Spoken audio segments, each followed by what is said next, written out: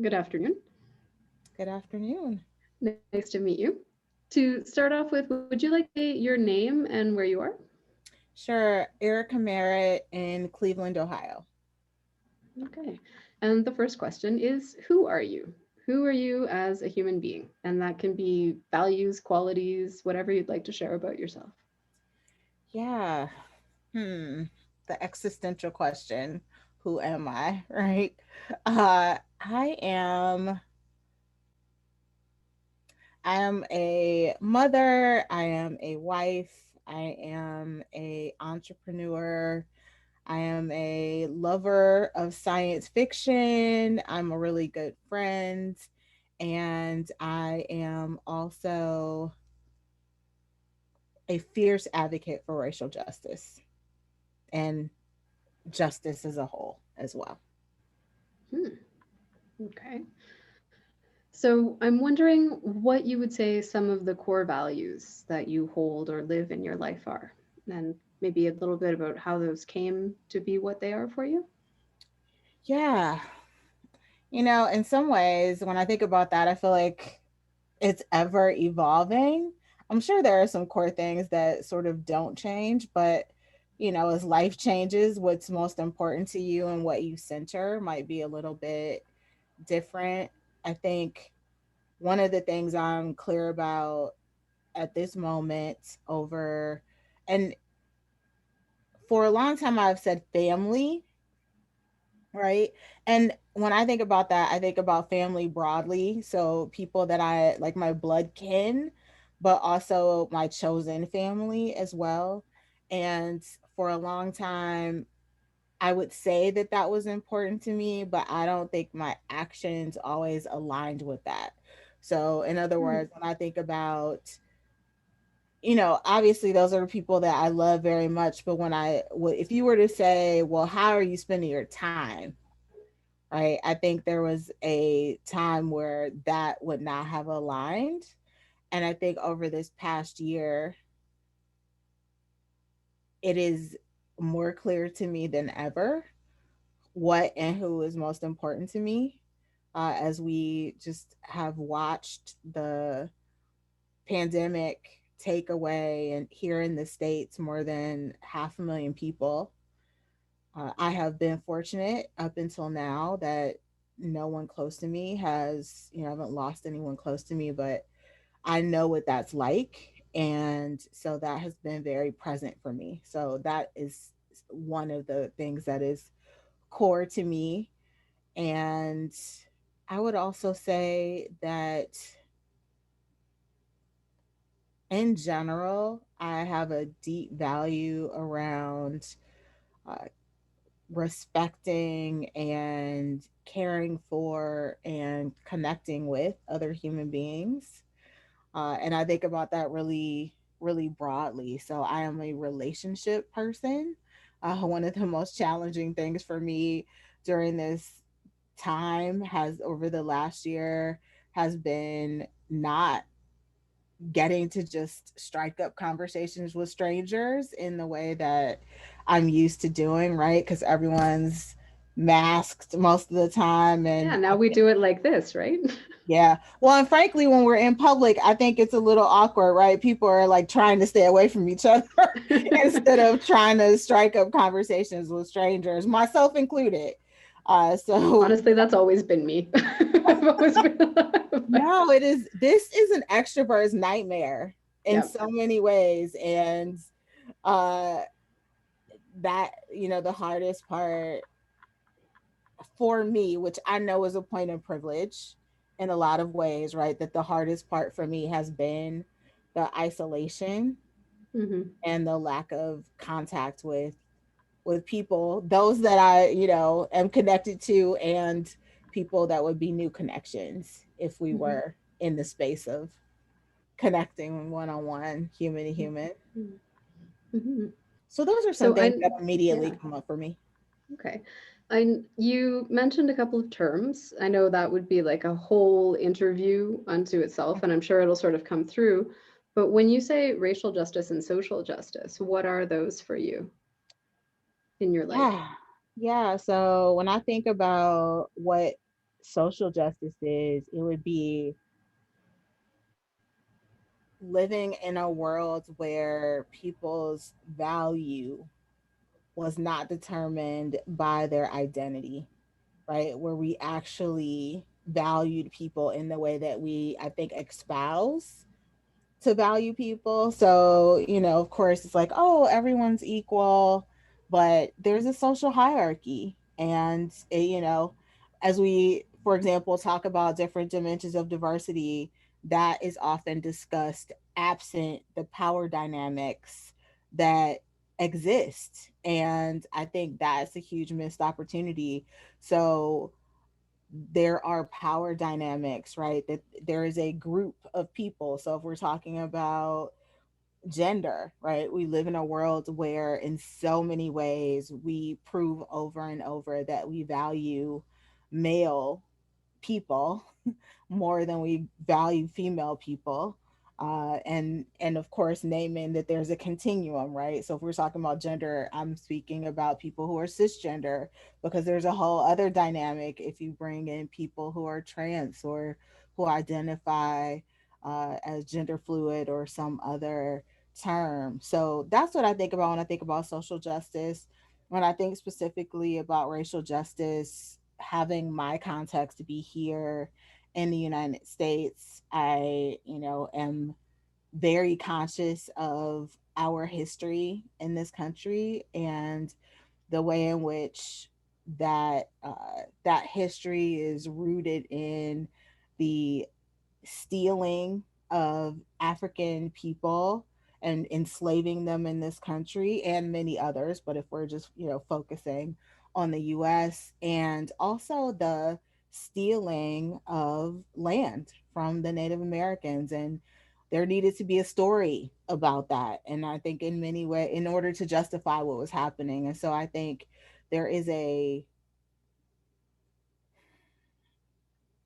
our country has yet to come to grips really in a real honest way about that history. And many people are calling this past year a reckoning of some kind. And there's obviously been a lot of uprisings and a great deal of resistance in response to so much of the violence that has happened, particularly against black and brown bodies. But we are not there in terms of a reckoning. I think Yeah, that's an overstatement. yeah, yeah. It's a tip of awareness, but Yeah. I don't think the reckoning is happening yet. Okay. No, we're not there. Yeah, yeah. Okay. So I will come back to some of those things as we keep talking. I just wanted to, yeah, to ask right off the top because it's the first thing you said. So I'm wondering a little bit about your own history. What comes to mind as a particular event in your life or a set of circumstances that you would say have really influenced or shaped who you are as a person? Hmm.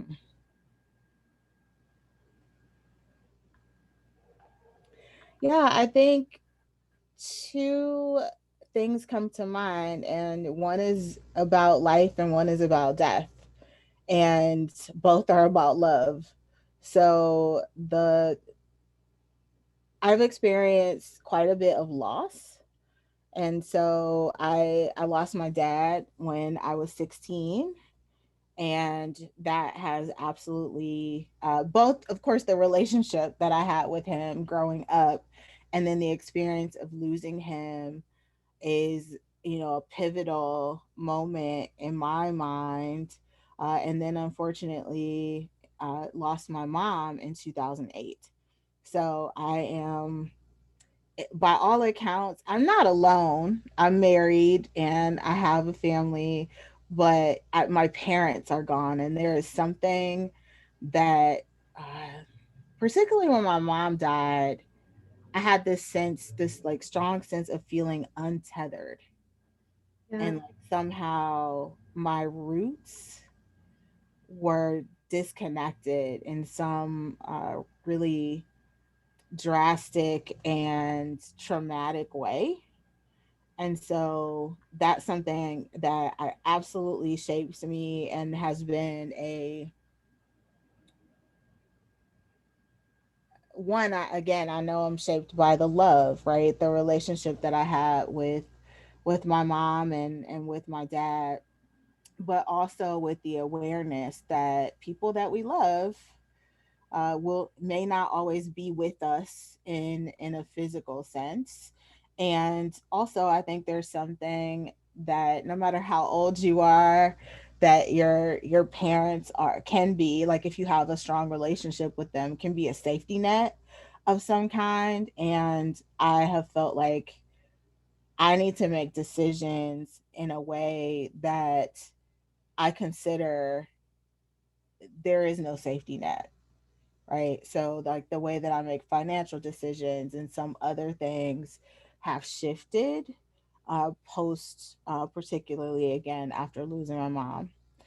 The the other thing that is extremely significant for me is the birth of my son. Hmm.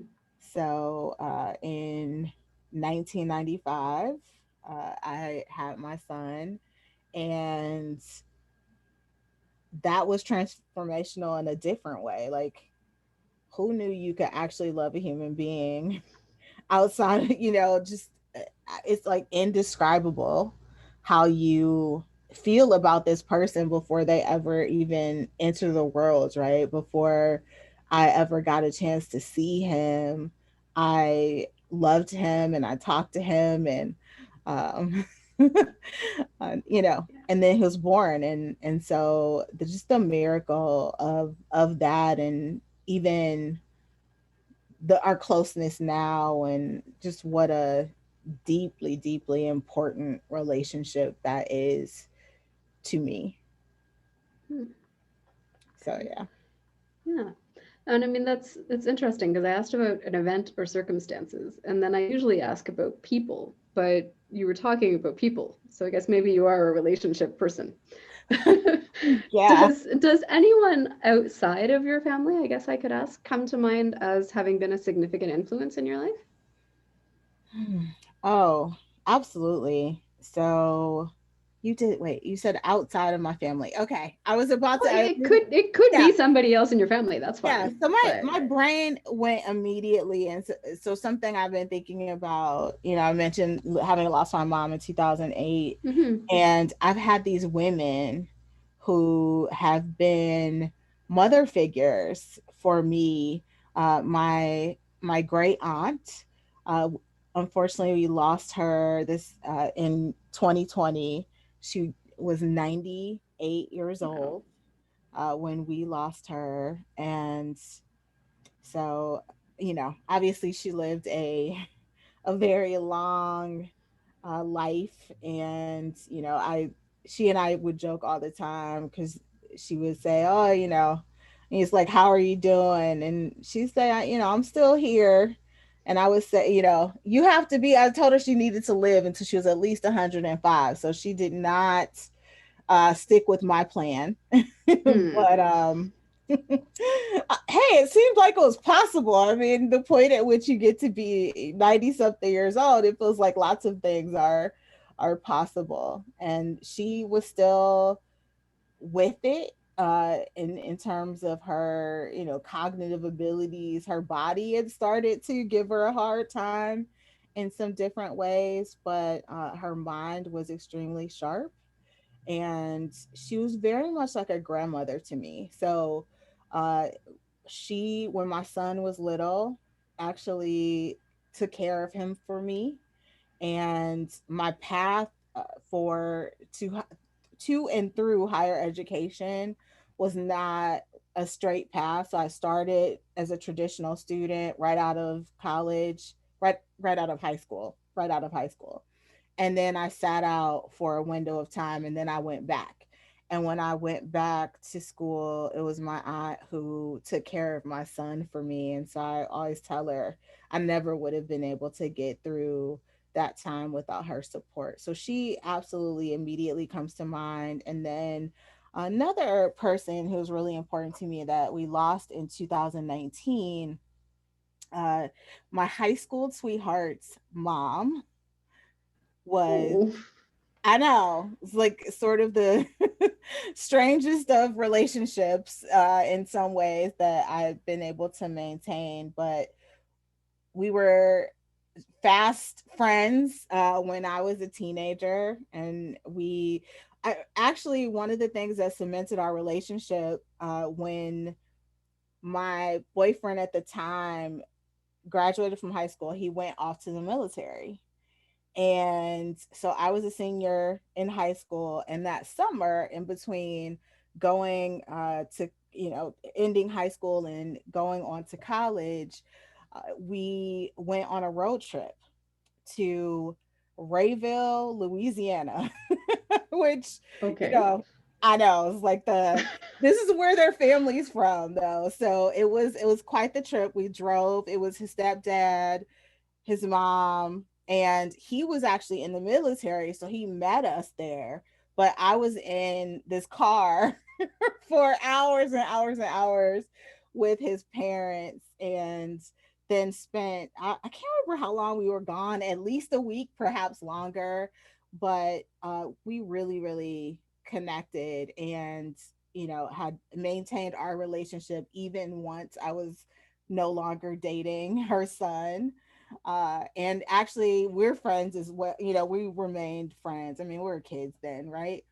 So he since got married and had kids, and we his mom and I have always just been connected. And so it was really sad to lose her. She lost the battle with cancer, with pancreatic cancer. But when I tell you that she lived on her own terms, she did. And, we thought she was going to kick cancer's ass because she was just that kind of person. But even once her treatments were done, we were like, what are you doing? She gets on the road and she drives to Florida by herself, by herself. And I'm like, what are you doing? And she's like, I want to see the ocean. And I think she knew, when I think about it, I feel like maybe she knew, but she took this trip. She sent me pictures of her by the water. And, that's just the kind of person she was. And even her death, right? She uh, decided she did not want some sad, sappy funeral. She wanted a party. Mhm. And so, people always say it's supposed to be a party, it's supposed to be a celebration. It really was a party. It really was a celebration. This is like one of the last things probably uh that I got to do, is we're kind of winding into everything in the world shutting down Mhm. in into 2020, and they had this amazing party to celebrate her life. So she's someone else who comes to mind for me as I think about just a really important role model. I just have been so fortunate in terms of particularly the women. I think, obviously I've also had men who have been important to me, but there's something about my relationship with other women that has just been extremely pivotal and powerful in my life. Hmm. That's actually one of my next questions is how you understand and experience yourself within your gender or as a woman. Hmm. It's interesting. I've thought a lot about this because uh probably for me, I one of the things I did before I stepped out on my own with my own business, I worked for the YWCA. And the mission Okay. of the YWCA is eliminating racism and empowering women. And my job was very focused on women's leadership. And so I studied a lot about, supported, we did quite a few, we ran leadership development programs for women at different stages of their career. And one of the things that I know is that it is almost impossible for me to disconnect womanness from my blackness. So if you ask me, I'm a black woman. Like, I'm probably not ever going to describe my blackness without also I would be more, actually I would be more likely to describe being black singularly than I Hmm. would to describe being a woman singularly, because they Okay. feel very linked for me. Like, this is a very distinct experience of being a woman, being a black woman. Okay. So, Can I ask you if you want to say more about that? Like sure. what do you mean by being a black woman? Yeah, I think that, for me, I think about many people who have thought about this in probably much more scholarly ways than me. I think about the Combahee River Collective, which was a group of Black women that were feminists, right? That talked about the double bind, if you will, of both being a woman and also being black. So, moving through the world as a woman, you're going to have to navigate sexism. But moving through the world as a black woman, you're also going to have to navigate racism. So there is this intersection of those two things. And so, fast forward, right? We then have later the legal scholar Kimberly Crenshaw, who says exactly that, that this is actually where the term intersectionality comes from. So lots of people are using that to mean lots of things, but it was originally created to describe the distinct experience of being black and also being a woman. I personally think there's a difference between, when we start to think about oppression, that is what the world puts on your identity, right? And that is the way that it shapes your experience.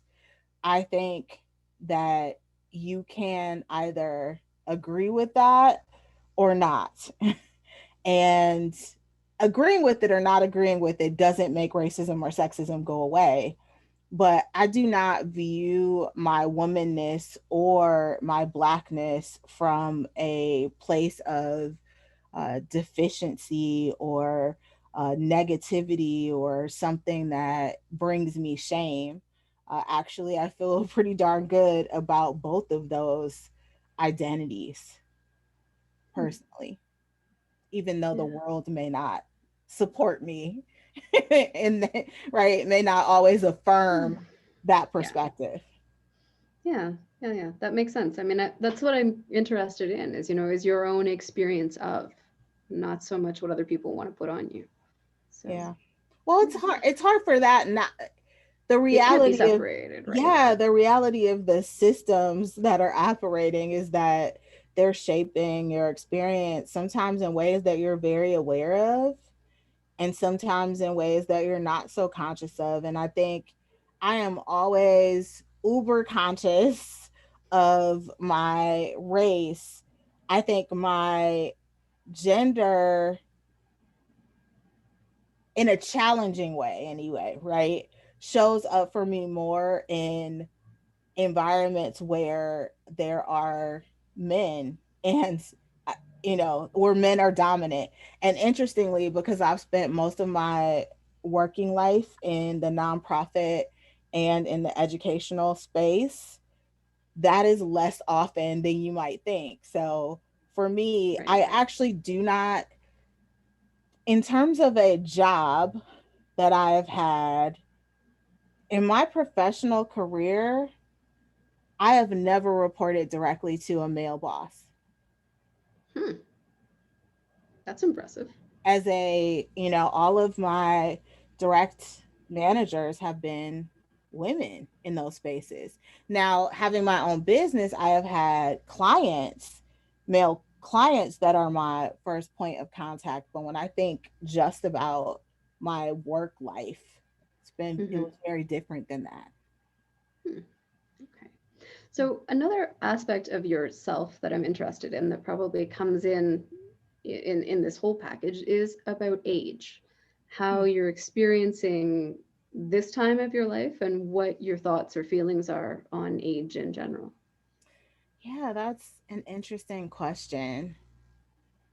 So I am 47, and I have to remind myself that at times. I'm like, how old am I actually? Yeah, there Uh, comes a point when I think we all have to do that. It's like, huh? and I have lied to people at times. I've literally said at different points, like I'm 48, when in fact I'm not actually 48. So Ish. it's funny. I go the right in the direction, in a forward direction instead of rolling it back a few Hmm. years. But the way that I remember my age is to remember how old my husband is. Then I There you go. subtract. But Hmm. for So, me, how are those 47 for you? I couldn't, the age that I could not wait to be was 40. I looked really forward to there was something about 40 that seemed special to me. And what I noticed about women at 40, like the all the women I know that are real badasses, I felt like they came into themselves in some real, like, meaningful way. And it felt like, at least from the outside, right, like they shed some of their insecurities and had built a level of confidence. And so 40 was actually a really interesting year for me, in that three so I turned 40.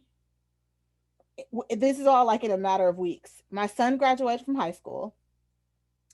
I turned, well, actually, I'm saying this in the wrong order. High school, got married, turned 40. It's like So, all of you those made a things big thing of that 40 happen. then. I know it's unplanned, even though I had this sense of it. And so the last 7 years have been overall pretty amazing. It's interesting, right? The way my body is changing, and sometimes in ways, like, as I hear creaks in my knees and other things, ways that feel challenging, but I feel so young. And what I mean by that is I'm almost 50, but when I think about it, I feel young. I feel like I just got started, in some ways. And I'm like, I can't believe I'm almost 50. I don't feel like I've been around for almost 50 years. I don't know Hmm. what being around 50 years feels like exactly, but in my mind, and particularly as I think about how I used to think about it, like, age Hmm. is this thing that from the time you're a kid, you want to get older, right? You're like, I don't remember any, I remember wanting to be a teenager. That was Hmm. probably the first milestone. Like, I couldn't wait to be a teenager. And then once I was 13, I wanted to be 16. And once I was 16, I wanted to be 18. And once I was 18, I wanted to be 21. And then the next milestone that I think I got uber excited about wasn't until I turned 40. As Um, you were talking, I was thinking, so 40 kind of is like the new 18 or 21. yeah, it wasn't until I'm then. excited So, too because I'm turning 40 in July. So I'm like, all right. oh, July what? July what? 22nd. July 10th over here. Okay, nice. Yeah. Huh. So that's age for you then. Yeah, that's age for me. Hmm. Sounds like there's a lot of exciting things going on though. So another question that I have is, and I'm imagining you might have a few things to say about this, is how you experience power and privilege in your life. Hmm. Yeah. I think I am trying to be more and more conscious of the answer to that question. So I think that it's really easy to recognize how you're down, right? Or the ways that you're oppressed, what those identities are. And then recognizing the ways that you hold privilege is sometimes, like, it's one thing. So I use a framework that helps me think about this. So in my head, I can kind of go down the list, right? And say, oh, age, uh, I'm probably up in that category, and I'm up around socioeconomics, and I'm up around education, and I'm up around physical and mental ability, right? And I'm up around religion, and so I have, at the same time that I'm Black and I'm a woman, there are all of these other categories where I actually do hold I hold the social, unearned social power, right? Is how I think about privilege. I hold that in lots of different categories.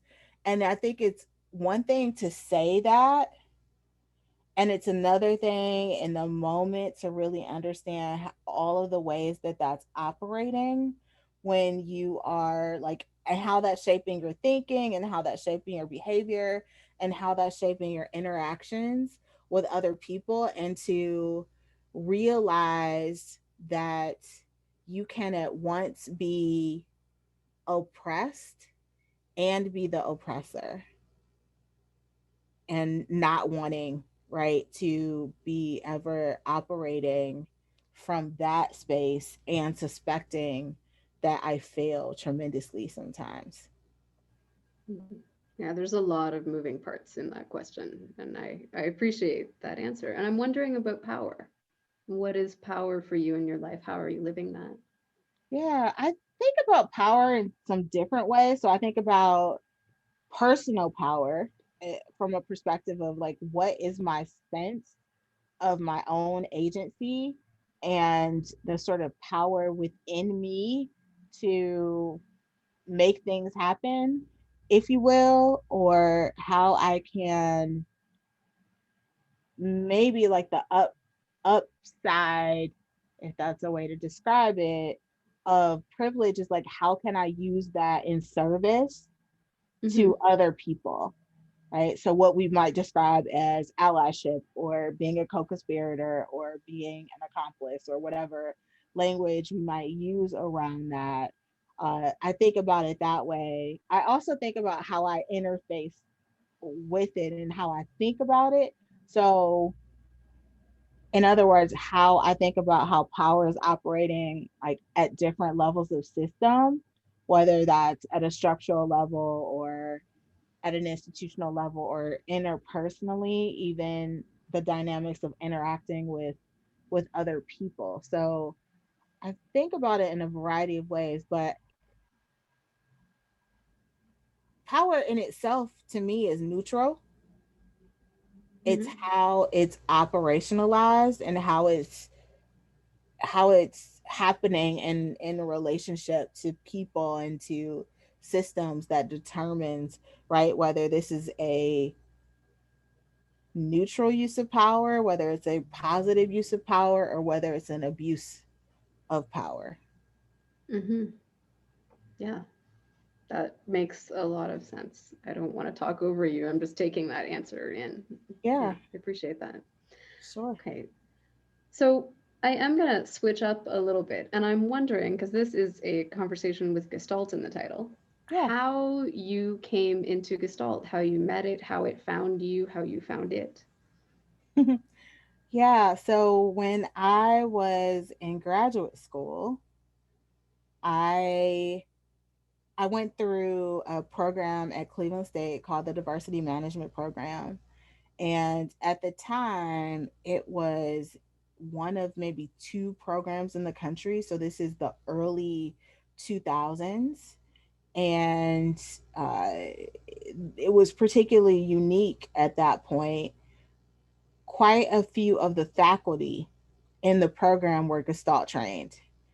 And so that meant that Gestalt came into the classroom, both in the language and the concepts, but also in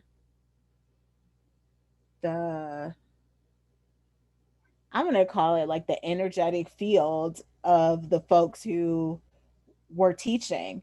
And the thing that I knew, and I didn't really know what the Gestalt Institute of Cleveland was, right? Oh, I know it's this place over in University Circle. Didn't really know exactly what they did there. But what I did know was that I was drawn to the people who were trained in that way. So, as I think about who the faculty were as a whole, there was a connection between who I was drawn to and who had been Gestalt trained, including Dr. Deborah Plummer, who is how we got connected. Yeah, she's the one who And set us up here. yeah, absolutely, is how we got connected. And and so Dr. Plummer was my graduate advisor, Hmm. and and she was one of the founders of that program. Like, that program wouldn't have existed without her amazing work. So fast forward, I graduate, finish grad school, and I'm working in higher education. And there's this network of people who are also graduates of the program, and I keep meeting people, right, just over the years. And one of the things I found was working at Case Western Reserve University, and quite a few of the people who had gone through PhD programs and other programs at Case were also going through Gestalt programs. And I got an opportunity through someone who had graduated from the same program that I had gone through, who said, "Hey, and he was faculty." So it was, Herb Smith was faculty at the Gestalt Institute and was doing this program called Becoming a More Effective Intervener. And he said, you should be in this class. You should have this experience. And that, and sort of the rest is history. I did that program, and then I got a coaching certification, and I have done uh, many trainings since then, and have just, it's an important part at the root of the work that I do. I feel like, if I had to put into one word what I am a facilitator at heart. I do all these other things, but that is the thing I love. And you talked about holding space. The ability to create the kind of space that allows people to do the work they need to do is paramount to my work. And I know that part of the reason that I'm effective is absolutely my Gestalt training. Hmm. So what is it that you do? I mean, more than a list of things, like what is the essence of your work and how has Gestalt played into that? Yeah. So I joke sometimes and say I'm an elephant tamer. And what I mean by that is that a lot of a lot of the work I do is tied to getting people to talk about things that need to be discussed, but that they aren't exactly running in the direction of wanting to talk about. So whether that's with my coaching work, or whether that's my consulting work with organizations, or whether that's training that I'm doing, right, to support leaders, individual and collective development, it in some ways all routes back to helping people uncover, right, and get clear about, right. I think about the whole idea of, depends on where you're standing in terms of the elephant, how you describe it, and what it is that you think you are feeling, and helping people draw a more complete image, and also be able to hold multiple realities, right? Be able to hold the idea that multiple things can be true at one time, and to develop the capacity to be able to navigate that and the complexity of that. Yeah, it's a really interesting image. I mean, there's an elephant in the room and it's not the same elephant for everyone. Yeah, it depends on where Yeah. you're positioned. Yep. Okay. So, what is it that you found in Gestalt that helps you do that or that has been meaningful for you? This is This not like a theory exam, trust me. It's no, just it just always feels a little challenging to put it into words, because so much of it is a feeling, a sense, a it's a way of being present.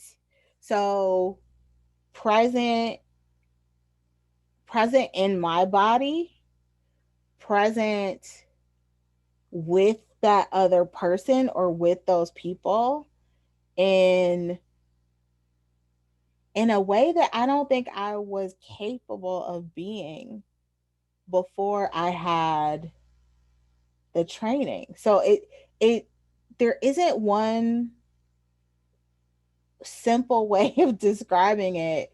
So much of it really feels sort of beyond words to me. And even as I think about, sure, there's language, right, that would help you or has helped me pick up on when someone's Gestalt trained. Uh, often there are words that they use that are hints, but it's also an energy that you pick up on that sort of radiates off of people who have maybe not just experienced the training or anything, but who have internalized this as a part of the way that they move through the world. Hmm. Yeah, I think you're right. The code words are just like the way in, but it's the presence. There's a Yeah, depth of presence, which is incredible. there So, how is. would you say that Gestalt affected you as a person?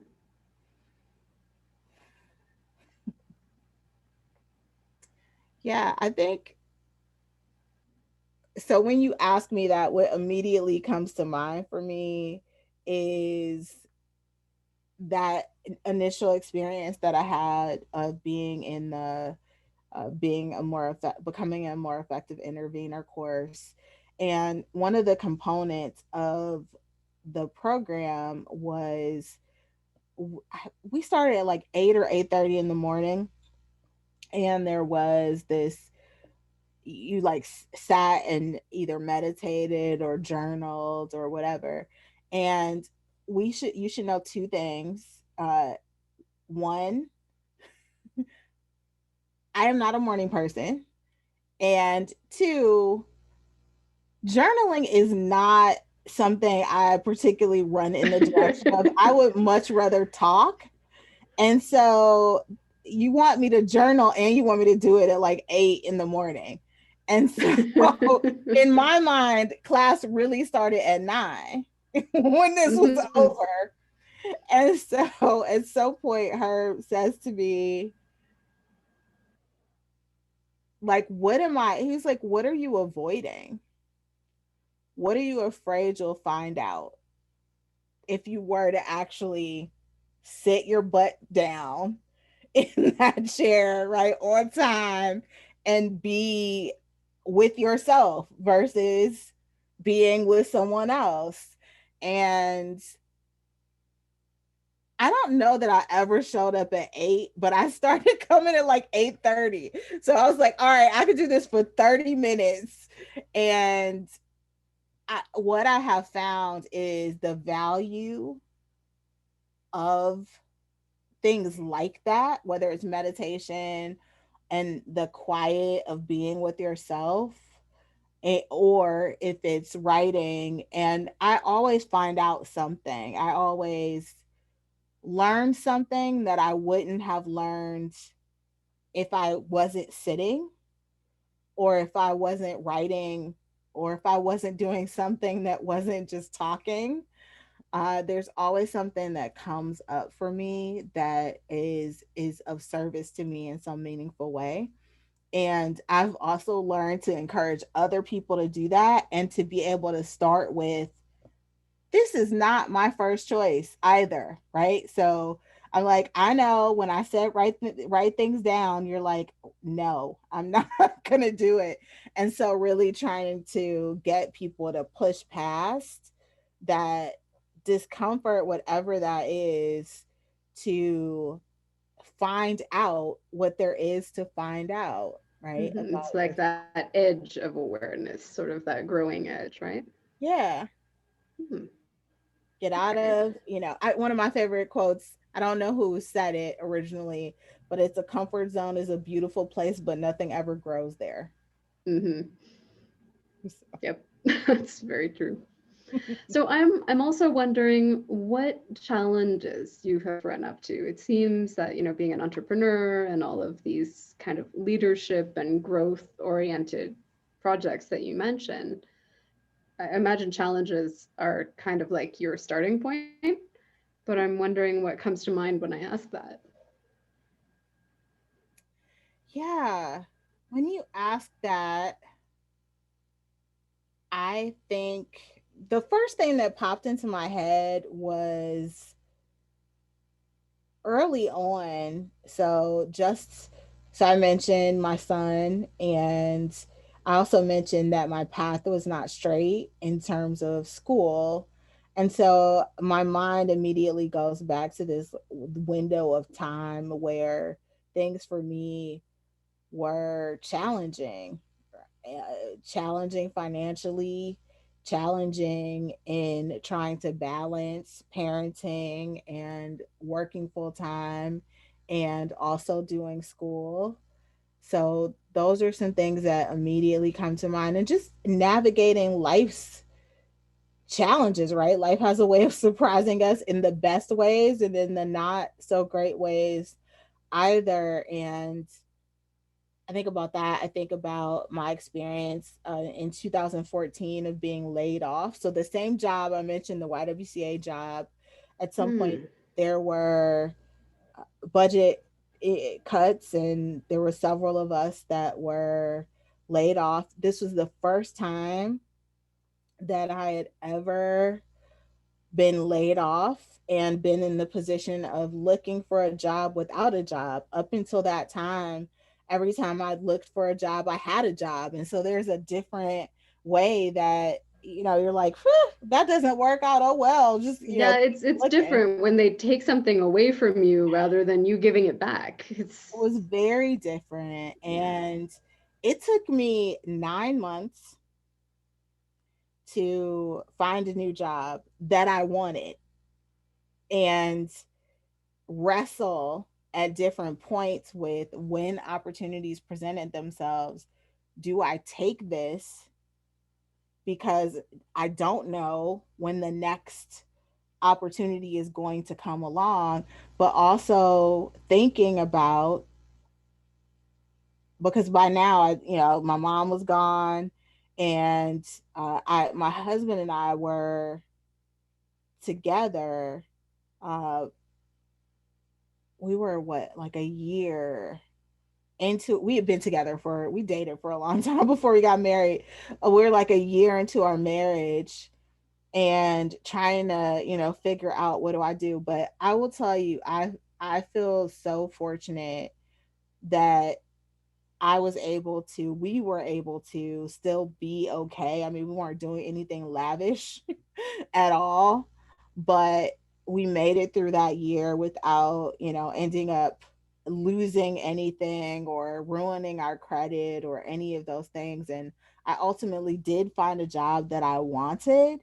And that was the last job I had before I stepped out on my own. And I can't tell you how many doors that job has opened in terms of my consulting work. And in fact, they were one of my first clients.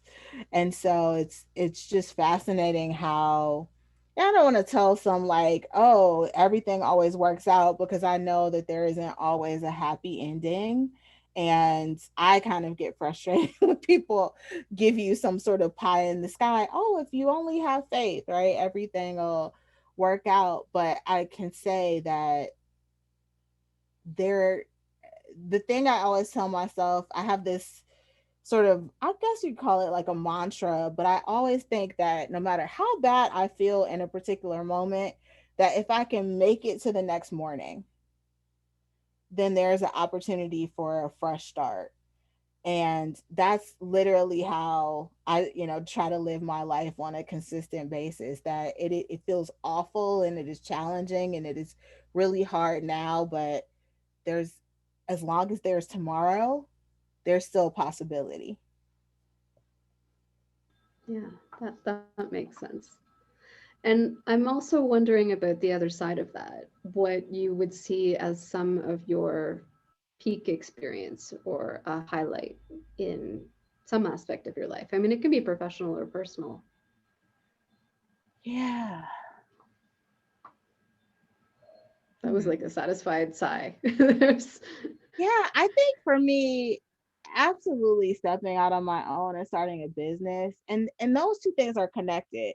So I didn't connect them when you asked me that question, but part of what made me feel like I could start my own business, I was like, well, what's the worst thing that can happen, right? I fail tremendously, and I have to go find another job. Which might not happen fast, but I would think would eventually happen. And because of that experience of being laid off, and because of that experience of being able to survive for 9 months, I felt like I could do this, right? I can do this and I can try this and see if it works. And I was really fortunate to being married makes that an easier leap in terms of things like practical things. Like I know so many people who don't start their own business because they're worried about things like health insurance, which is a real thing to be worried about. And so I didn't have to worry about that.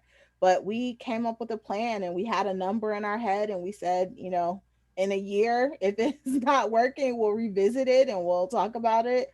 And that was 2018 when I stepped out on my own. And, now it's 2021 and things have sadly, because of the work that I do around diversity, equity, and inclusion, that work is not sad. What's sad is that the things that have happened over the past year have been a significant driver in my mm-hmm. being busy. Yeah. Yeah, I understand what you mean by that. Yeah, Yeah, it's kind of one of those businesses where you'd like to be able to put yourself out of work, right? I mean, ideally, if it weren't necessary. absolutely. I have to, yeah, come up with a new plan, figure out something else Yeah, to it's like do. being a psychotherapist. I mean, if everyone's mental health were amazing all the time, if there already were diversity, equity, and inclusion, we could all be happily out of work. Yeah, Yeah. absolutely. Hmm. Okay. So is there a particular aspect of your work that you're proud of? Any specific sort of moment that comes to mind? Yeah. I think for me, it's watching people and organizations evolve, right? Experience some kind of growth that feels meaningful to them, like feels like a milestone for that person or for that organization. And sometimes that's something quantifiable, and sometimes it's more anecdotal, but as long as they have a sense of that, like it feels valuable to them and not just to me looking at it from the outside, then it feels like it's a success. And I think one of the things that means a lot to me is always when people take the time to follow up and tell me, how things are going or how they're doing, or uh, how something I said or did was of service to them. That's always really meaningful to me because otherwise, what's the point? Yeah. Yeah. No, and it's true. It's not even about just what's meaningful for you. Like if it's a relational job, it has to have an impact on the other person, right? Yeah, Hmm. absolutely. Yeah. So Go ahead. yeah, I do want to live in a more just and equitable world. And so anything that I can do to make that possible is worth doing. Yeah. Yeah. Hmm. Well, my last real question is what's next? What's next for you And if you go back to Gestalt at all, what do you think could be next for that part of the world? Yeah, so I right now I'm actually excited. I'm participating in a book discussion through the Institute focused on Barry Johnson's work around polarities. So what's particularly cool about it is that he is hosting the discussion, so getting to, interact directly with him, but also the other people that are taking in that work has been really, really meaningful to me. And I'm planning to do another program that starts in the spring. And I'm really looking forward to that. I'm looking forward to seeing some faculty that I haven't seen. And I realized even in there's only been one of the book discussions so far that I miss being with Gestalt people. I was like, oh, I miss this. This real sense of the conversations are just different conversations, and people are willing to be vulnerable and take risks in ways that don't always happen in other settings. And me too, right? Also in those spaces, because of the conditions that are created, I am probably also more willing to be vulnerable and show up in a different way in those spaces. And so I Hmm. like who I am in that space, and I like Yeah. being with other people in that space. And so I'm really looking forward to that. And do you feel like you're part of a Gestalt community, or is it an institutional community? Does that mean anything different for you? Hmm. In a sense, it does. So when I think about it, it feels like,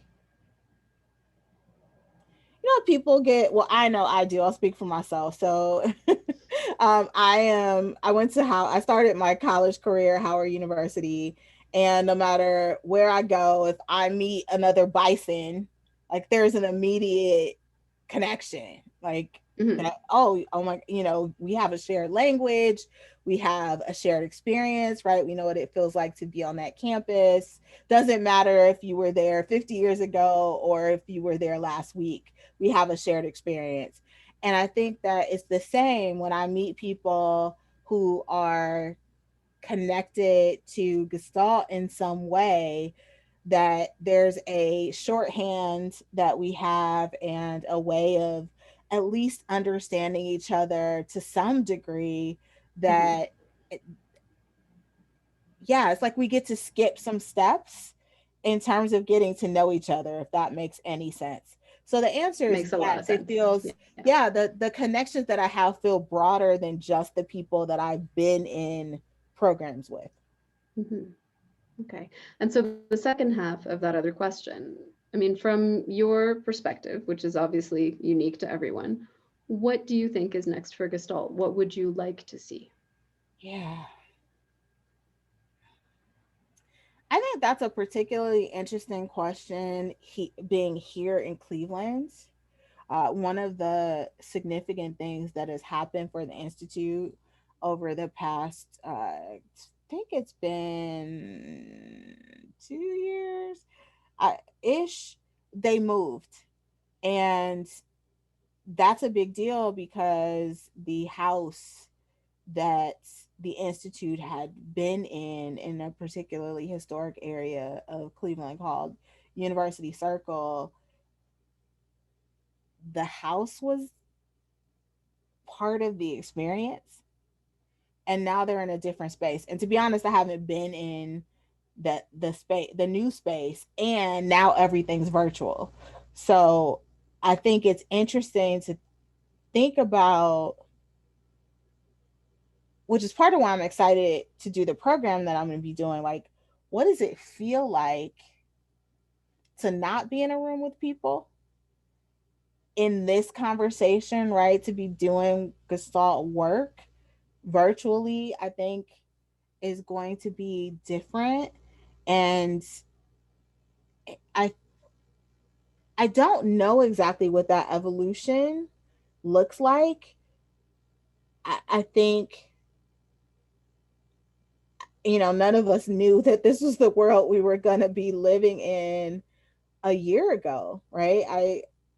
One of my favorite podcasts is How to Survive the End of the World, and I've been listening to it for like 3 years, and You've been preparing.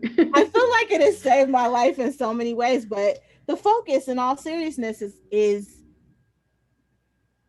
one of the parts of the way they describe it is about surviving the apocalypse with grace and rigor. And there's another word, I can't remember what the other word is, but when I think about that, and they talk about apocalypse as a significant change, right? That people have to adapt to.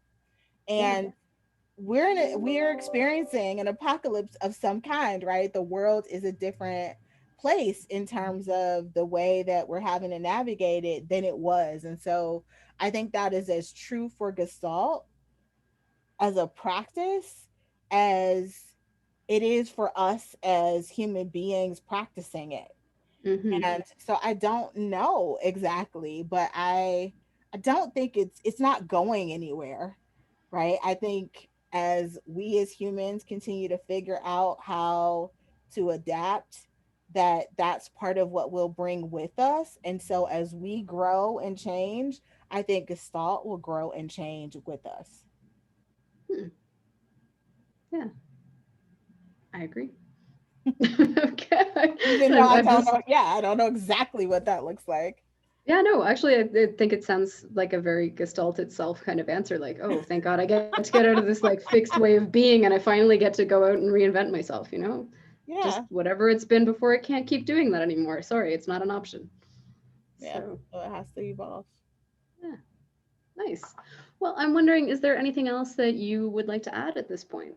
Or do you feel like this is enough of you and the conversation is? Yeah, I can't think of anything in particular. I think the only thing I would say, so to your point about that being a Gestalt like answer, is that is part of what I've loved about Gestalt is the whole idea of experimentation and the lack of it not being prescriptive, if you Hmm. will. And I think when people have asked me why, for example, did I choose that coaching program, one of the things that I was clear about in a lot of the other structures, it's very rote, right? No matter who your client is, this is what you do, this is the model that you use, and, kind of so it is.